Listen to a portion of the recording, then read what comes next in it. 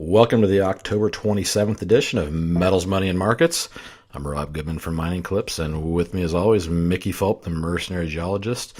To break the numbers down, well, Mickey, it almost seems like Groundhog's Day here. More good numbers for the Dow, dollar rally, and metals suffer. Earnings season and probably tax reform, but let's dive right into it here. We're across the board, the metals are red. Yeah, the metals had a bad week. Gold's down 6 of the last 7 weeks, down 5.5% during that time. It closed the week at 1273, 0.6% loss. Silver at 1684, lost over a percent. Platinum also down to 915, 0.8%, and palladium down to 960, lost $3 on the week. Certainly the higher dollar is got a lot to do with these downturns. And meanwhile, copper gave back its gain from the week prior.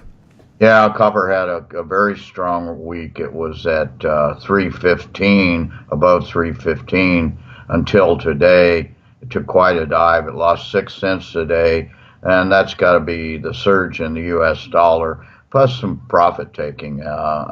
It's also in backwardation all the way out to the 3-month contract, but I don't expect that to last very long. That just happened today, and I think that'll correct pretty quickly. Looking at the ratios, we've got gold and silver back up to 76. Platinum to gold ratio still at the near the all-time low at 0.72, and platinum and palladium ratio hit another low, down to 0.95 this week. And moving on to the energy markets here, oil a phenomenal week, up almost 5%. Yeah, just really had a great week. Hit its year-to-date high at 54.19. We haven't seen these numbers since the really early part of the year. Up 5% on a variety of reasons. Brent, we should also mention, broke $60 for the first time in quite some time, let's say. I think that may be a 27-month high for Brent. Lower oil and gas inventories, gasoline inventories in the U.S. U.S. refineries back on full bore. Rigs down -4 for the week. Now, if this oil price stays up at this level for 2 or 3 weeks, I think you'll see more oil rigs moving back into the shale patch. And a lot of the drive was OPEC coming out and saying they expect to extend their production cuts. And moving over to uranium, which we don't cover much, off a little bit here, but I'm sure you've got some more news regarding uranium. Well, it was off 12 cents to 2013. That's no big deal. But what is a big deal is it looks like the piper is finally going to be paid on this Uranium One deal with the Clintons and a couple of big movers and shakers in the Vancouver area, highly involved in Toronto stock market. Clinton Foundation took big contributions from people involved with Uranium One, sold 20% of U.S. production. Christensen Ranch in Wyoming sold to Uranium One, which then is controlled by the Russians, who then took it private. So 20% of current U.S. uranium supply controlled by the Russians. And powers that be in Washington, D.C., looking into Russian collusion, are focusing now on this. It's turned from Trump to the Clintons. Shift gears here and head down to the currency markets. A nice dollar rally, and of course the euro and loonie suffered. Yeah, dollar had a really big rise, up 1.2%. That's really significant for the currency markets.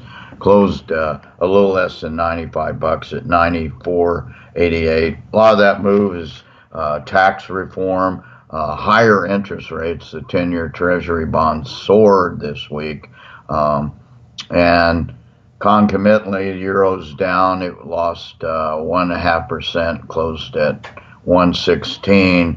That downturn was fueled in part not only by a strong dollar, but Draghi announced that they're going to continue buying bonds in euro European Central Bank market didn't like that, and also the loonie lost over 1.5%. It's down to basically 78 cents. We haven't seen this sort of level since way back in mid-July. And moving over to these markets, earnings seasons was here. They all popped. We now have a new richest man in the world, Jeff Bezos from Amazon. Yeah, Bezos, also owner of the Washington Post. We won't get into that. Now the world's richest man. Very strong earnings season for the most part. Dow closed at 23,434. It actually set its all-time high on Tuesday, up 0.5% for the week. S&P 500 all-time high today at 2581, 0.3% gain.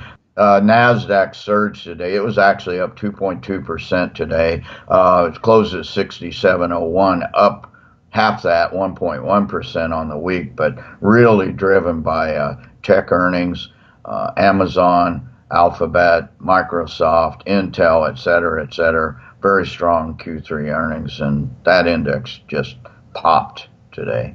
Yeah, Amazon over 1,000 a share. And buttoning up with the venture, not much to speak of here, off a tad bit. Yeah, the venture did not have a good week. It was down 4 days in a row. It actually gained 4 points today, but it finished the week at 787, down 0.4% over the week.